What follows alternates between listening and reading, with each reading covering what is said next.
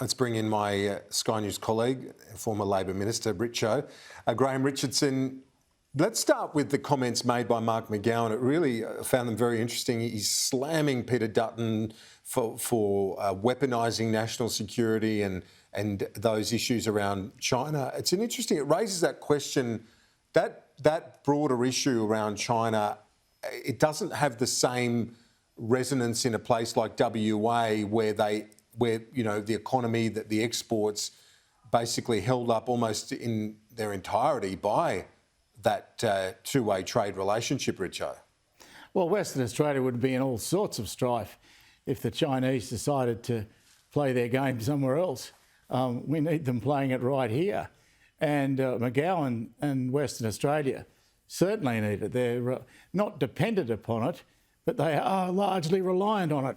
Excuse me. So there's going to have to be some effort, I think, by some of the other premiers to try and look like that they're also trying to get hold of this Chinese largesse, because there's so much of it. I mean, it's so big, and when you've got wheat and agricultural products and mining products that we have, we've got them to burn, if we pardon the pun, then I would much rather see us focusing on increasing it, because it seems to me the easiest job in the world for Australia, if we can just put the defence aside for a moment, is to do our business with China. They want to do business with us.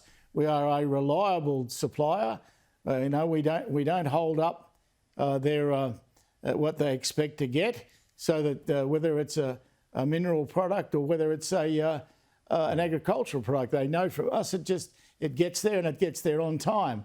So I think we're in the box seat to do a lot more business with China. We just have to make sure we don't let our rhetoric on defence get carried away, as I think Morrison has done a couple of times. 5 days to go. You will be on our all-star panel. I'm looking forward to seeing you on a Saturday night. And what's your helicopter view of the campaign as we sit this Monday afternoon, and in the context of the Liberal launch, where there was that significant super for housing policy announced? Yeah, look, I don't think I've seen an election as quiet as this one in a long time.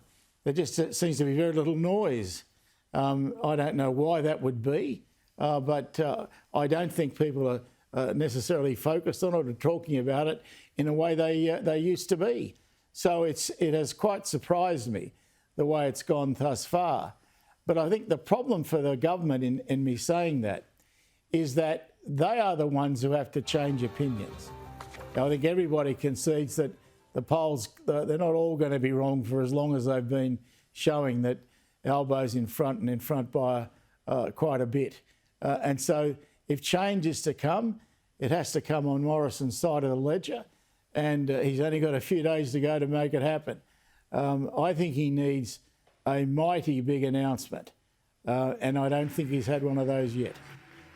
You don't think that super for housing for first home buyers, that cuts it? No, I don't think that'll be enough.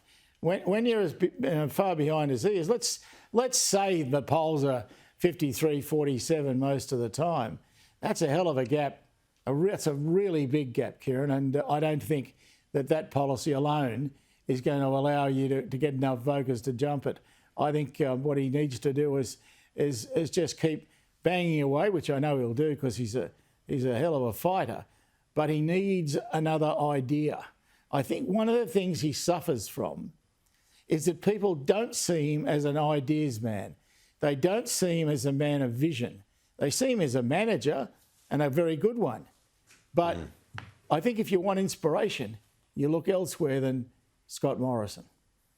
Finally, before you go, we saw the Labor campaign. They're wrapping up. It's before midday. Jonathan Lee reporting on that earlier.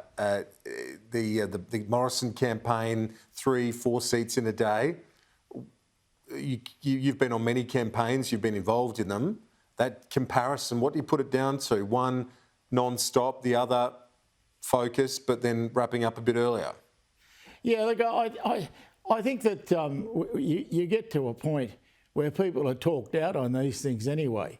I'm not really sure that anything that either of the candidates for Prime Minister say in the next few days is going to change much. I think people have, if you haven't made up your mind now, you're pretty strange. And I think most people know exactly what they're going to do, Kieran. Well, I look forward to seeing you. As I said, Saturday night, Graham Richardson will be part of our all-star panel from 5 p.m. Eastern time. We'll see you then. The important thing is that the one decision that matters is God has decided to vote Labor.